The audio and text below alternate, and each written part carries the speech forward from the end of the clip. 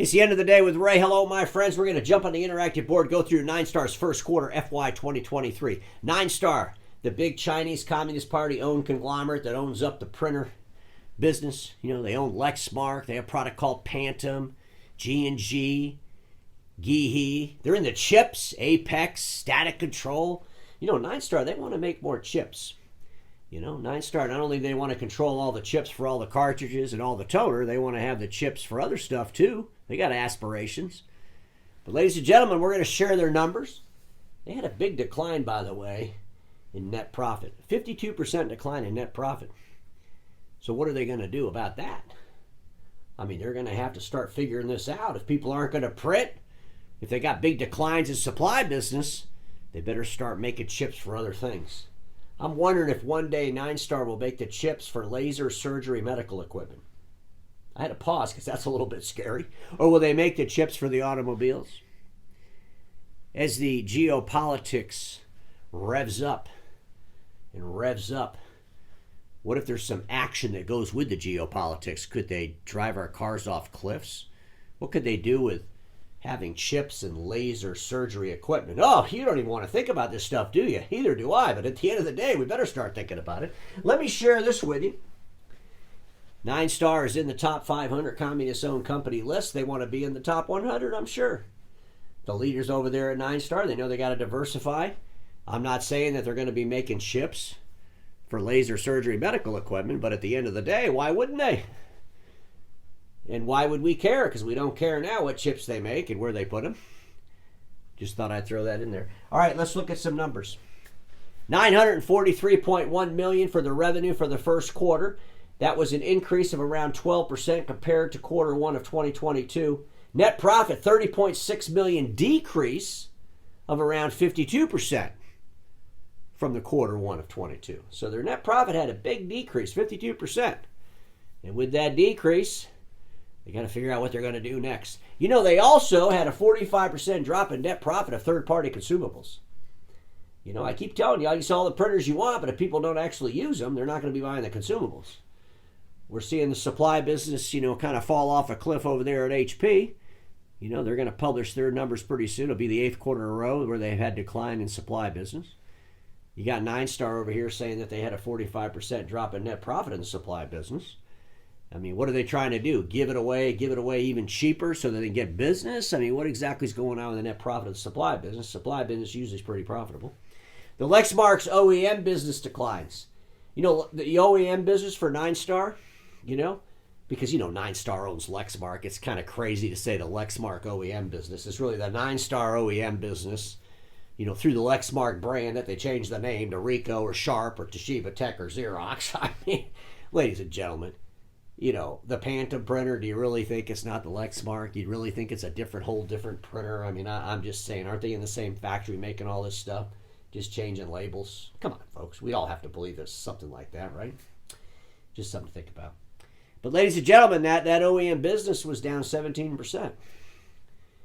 Is geopolitics having a role in the OEM business? Are the OEMs starting to figure out, why are we supporting Ninestar, who's trying to now come into the marketplace with A3? Can you believe it? Ninestar wants to bring A3 into the market. Stay tuned at a BTA meeting. I'm sure you'll see the Pantum booth. And it's the Pantum product that's going to bring out the A3. It's pretty exciting, isn't it? Boy, I'll bet you they'll have that thing so cheap because they'll want you to get those into the government offices. They'll tell you, hey, if your customers complain about Lexmark going into the offices, you know, sell them the Pantum. Got to pause again because I'm hoping people aren't that stupid. Anyway, ladies and gentlemen, let's see what else I got here. I went ahead and I looked at some research because, you know, I did an episode not too long ago and I said that Lexmark was saying how they're a Kentucky American-owned company and they had some, you know, people that were in the U.S. cabinet on the board and, you know, that they're not really owned by Ninestar. Ninestar is just an investor and all this crazy nonsense. And at the end of the day, they're not an investor in Lexmark. Ninestar is the owner of Lexmark because Ninestar has the majority of all the equity, okay? So what I decided to do is I wanted to look at the board members of Ninestar. I mean, who cares who's on the board of Lexmark? It's kind of a, you know, it's just kind of a figurehead thing. It's not really real. I mean, the real control of the company's with Ninestar. So who's on that board? I got all their names. I took it off a market screener. And, you know, I haven't had a chance to go through every single one of these names to see what else they do. Like, I'm wondering if there's anybody that is a member of the Chinese Communist Party and maybe in the military branch that maybe is on the board. I mean, I don't know. I'm going to look into that. But I assure you, when we get to the second quarter, the first half of Ninestar's numbers, so the next time I present Ninestar's numbers, I'll go ahead and dig into all those board members and see if there's anybody that's in the Chinese Communist Party that's part of the military there, if they're on the board. That'd be kind of interesting to know that. And ladies and gentlemen, here's something I want everybody to think about. So a few weeks ago, I had David Gibbons, and we know David Gibbons, and David Gibbons, RT Media, and he came on and he was debating the merits of communism with me. Remember that a couple of weeks ago? And of course, my point of view was there are absolutely zero merits in communism. But David thinks there's a lot of merits in it. He actually mentioned to me that, hey, Ray, China brought 700 million people out of poverty.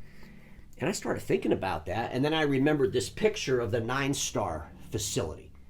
Ninestar's built this massive factory, and along with the factory, there's like dormitories for the people to live. And so I started thinking to myself, when David was saying how China brought 700 million people out of poverty, they took them from the rural parts of China into the bigger cities so that they could live at the factory they work at.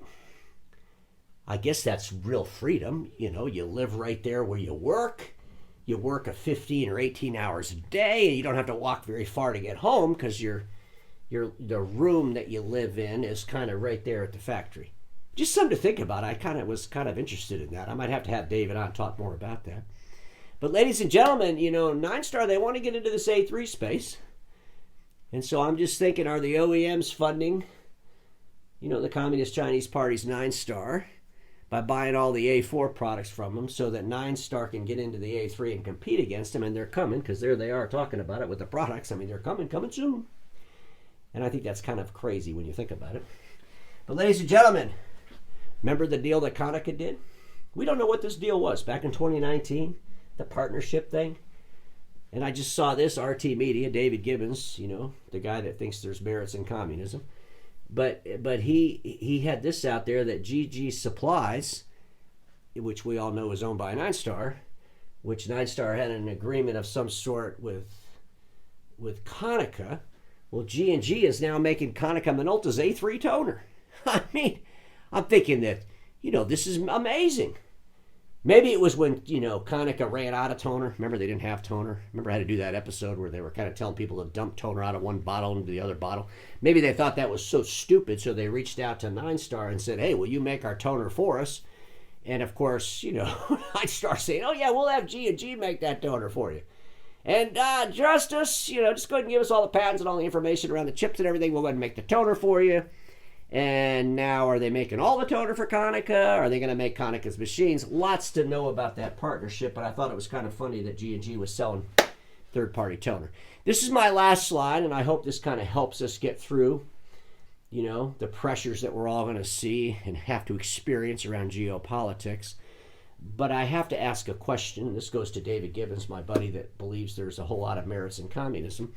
But he put this out there on Twitter. Let me read it. Over 20 agreements are expected to be signed between China and Brazil following the Brazilian president's recent meeting with Xi. This is extremely exciting news for the RT Imaging VIP Expo in 2023. David, I don't know what the hell's so good about China and Brazil signing 20 agreements. I want to know what those agreements are. I mean, we know that some of those agreements have to do with, trying to make the dollar irrelevant, and I'm not a big fan of that. And at the end of the day, I don't think the free world is a big fan of China going into Brazil. I mean, what's next? Are they going to go to Mexico and say, you know what, if you really want to launder money, what better place than to do it through China? We could do a much better job doing that for you. So kind of keep selling the drugs into the United States, and then all that money you get, you need to launder it. We'd be more than happy to do that as the China's Communist Party.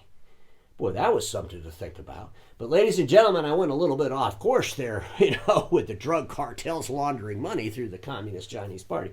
But at the end of the day, we need to start thinking about all aspects of this. And the conversations are going to get really, really tough.